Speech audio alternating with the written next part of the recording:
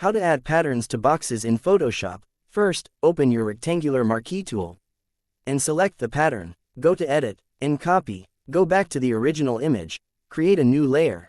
Go to Filter and Vanishing Point. Select your plane tool, then create a grid that matches the box's perspective. Now, hold Ctrl and drag on this point to create another face and match the perspective as well. Press Ctrl V to paste your copied pattern.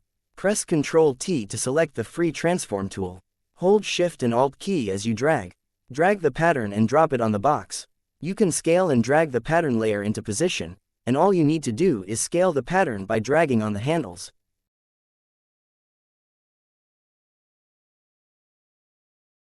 Press OK or Enter when you're finished.